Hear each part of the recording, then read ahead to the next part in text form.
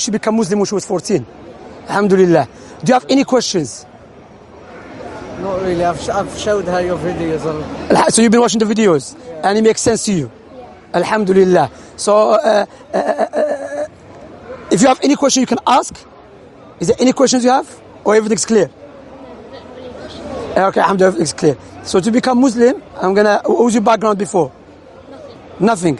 So alhamdulillah that you're from nothing as an atheist, you're believing God now. So I'm gonna say in Arabic, okay? Then repeat in English, okay? So say ashhadu alla ilaha illa Allah wa ashhadu anna Muhammadan Rasul Allah. In English, repeat after me in English. I bear witness. There is nothing worthy of worship in truth except Allah. And I bear witness that Muhammad is the messenger, is the last messenger and the servant of Allah. Alhamdulillah, you become Muslim. Alhamdulillah, as a glad tidings, I give you my sister in Islam, that Prophet Muhammad said, when a person becomes a Muslim, all his sins forgiven. But Islam is based upon justice. So if you have a debt or you took something from someone unjustly, you have to give it back to him or to her. But whatever between you and Allah, for example, doing evil acts, then all of that is forgiven. But also I advise you with, you have to learn. Knowledge is very important. Because what differentiates Islam from any religion, and maybe you've heard me many times in my video saying that, Islam is based upon knowledge.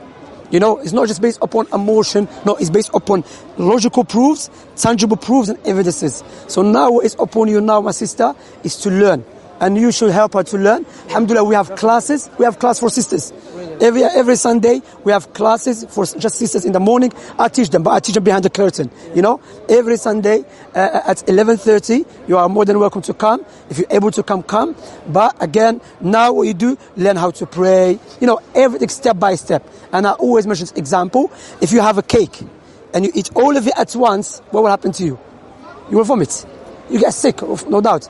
So in order to feel the sweetness of the cake, you take it bit by bit. So learn and look. There's many people walk here past us. Many people just busy with their lives, but you, Allah have chosen you, you know, to accept Islam, and that is a big blessing. Wallahi, one of the biggest blessings is to be guided to your Creator. You know, and I always mention this example that imagine I take care of you all your life. Would you not be grateful to me? If I take care of you all your life, would you not be grateful to me? You would be grateful to me. You would thank me a lot. So you, Allah, our Creator, has been taking care of us all of our life. But you haven't been, due to your society or your community, you didn't know. But now, alhamdulillah, after Islam was clarified to you, alhamdulillah, you become Muslim. So be strong and remember, this life is like a bridge.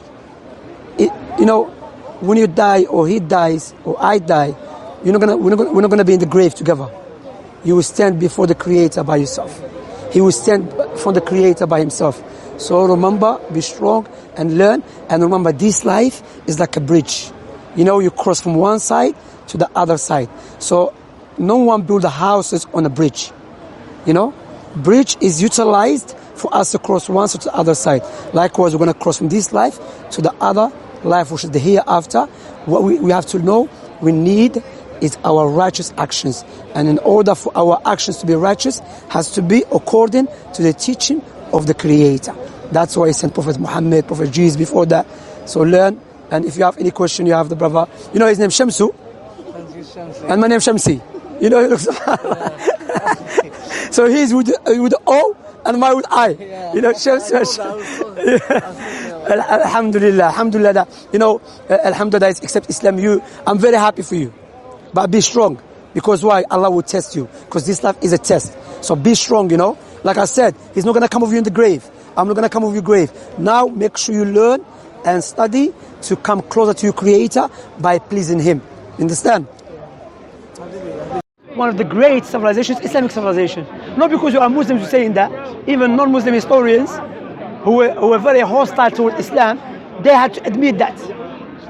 Because some people say, so you can utilize or quote non-Muslim historians when it fits you. No, I'm quoting non-Muslim historians who are very hostile to Islam. You know, because if someone is very enemy toward you and he hates you so much and he says something which in praise way, so it can be utilized because he's the last person going to praise you. So if he's going to praise you, he's going to praise you about something which is true. You know. Alhamdulillah. Assalamu alaikum. How are you, man? You look good, yeah? MashaAllah. Assalamu alaikum. Anyway, alhamdulillah, someone become Muslim today. English lady. Yeah, alhamdulillah. English lady, alhamdulillah, become Muslim. You know, she's 17, mashallah. And Bob is going to commit suicide soon. Hatoum, Bob, she's going to commit suicide soon as well. Because why?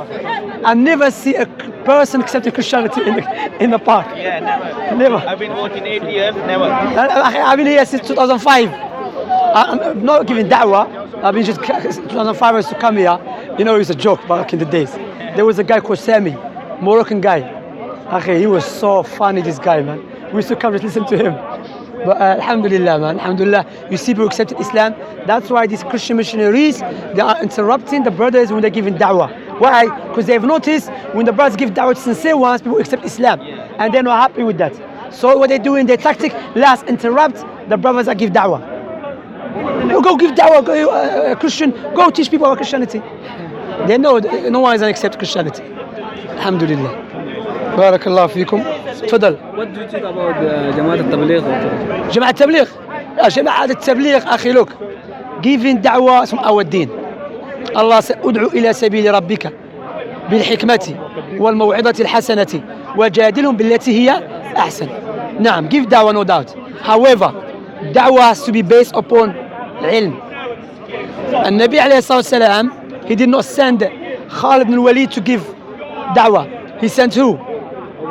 Mus'ab ibn Umair. Mus'ab ibn Umair, he was a person of ilm. Likewise, he sent Mu'adh ibn Jabal to Yemen and Ali ibn Abi Talib because they were people of ilm, you know. So, da'wah has to be based upon ilm. Jama'at Tabligh is Jama'ah, it was created by Muhammad Ilyas Dahlawi. Okay? And they have 6 principles. You know, they go out for 40 days. Some they go. That is not the teaching of Islam. And he was a Sufi. You know, he said he had a dream. Allah said, "Kuntum khayra ummatin ukhrijat lin-nas." Yes. No. And I have tested Jama'at Tabligh. Jama'at Tabligh, they don't call Tawheed.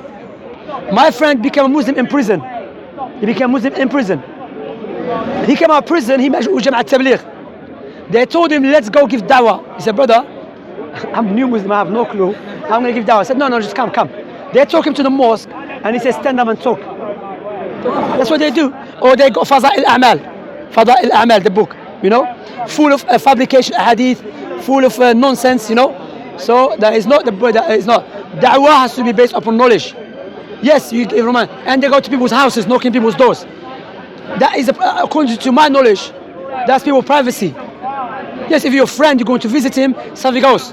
But we don't go to this. This is like what they call them, Jehovah's Witnesses. You knock on people's doors. Maybe the brother is doing something. You know, you are coming to people. You know. Barakallah fik. So Jama'at Tabligh, they are updated Sophia. And they have every one of them just come give da'wah. No, da'wah has to be based upon knowledge. Da'wah with Quran and Sunnah. Da'wah with Tawheed. Person might say, how many people have repented through Da'wah Tabligh? That's not the criteria, brother. That is not the criteria that how many people repented or accept Islam. No. That's why when people come to you and say, Shamsi, you accept, you are upon the truth. Why? Because many people accept Islam.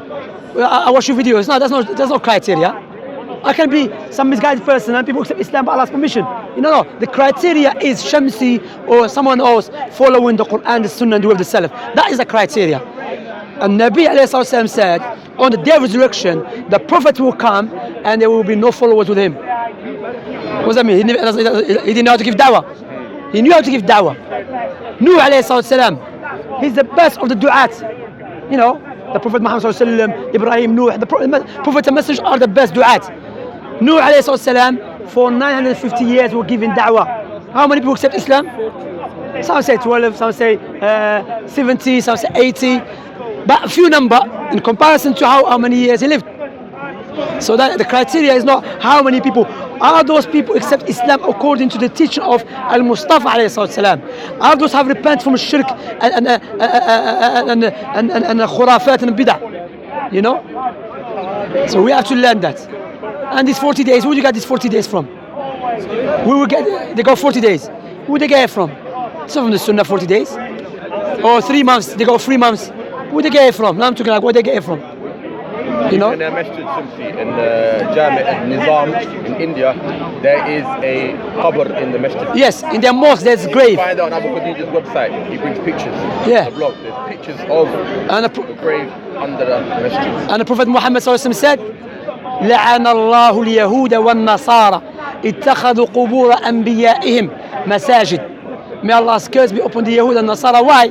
Because they have taken the graves of their righteous people as a place of worship. Either they build, it's haram to build a mosque upon upon a grave, meaning there's a grave and you go build a masjid, or you go and build a grave inside the masjid. Both of them is haram. It's haram. نعم, there's a shirk. لا يجوز. The Aimah said it's not permissible to pray in a masjid where there is a grave. Some said if the person does pray, is it correct his prayer? Some said the prayer is correct. Masjid Nabawi. A Masjid Nabawi. Now, in order for us to see if the Masjid Nabawi has a grave inside or not. So before, Al-Walid ibn Abd al-Malik ibn Marwan, the houses of the wives of Prophet Muhammad ﷺ was outside. Now they want to expand the masjid to make it bigger. Al-Walid ibn Abd al-Malik ibn Marwan, he had to expand it from the other side. Are you with me? The side of the houses, so he included the houses. However, he separated the grave. He separated the graves. You know when people go to the grave, that's not the grave. There's many walls behind the grave. The grave is behind many walls. You know? So the grave is separated. So they never build the grave inside the masjid, nor they build the masjid upon the grave. You know? Even some Salaf, like the likes of Sa'id ibn Musayyib, dislike it, he was not happy with it. Some ulama of the Tabi'een, some scholars of the Tabi'een, they were not happy, but he had to expand the masjid. He had to include the houses, but they separated the grave. So that is a shubha which they try to use, but it's shubha batila. It's a weak doubt. Alhamdulillah. Anyway, I'm gonna go been here for a long time. حان الوقت الرحيل يا. أنا وقت الرحيل إلى شفربوش. Yeah. No problem. See that reflection, أخي?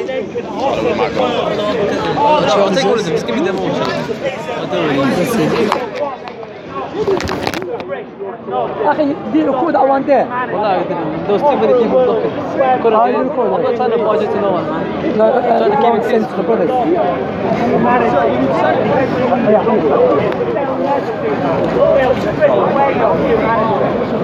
What's up?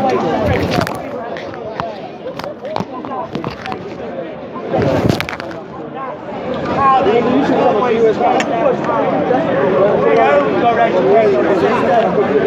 the rich will make sure all you will ever learn is despair.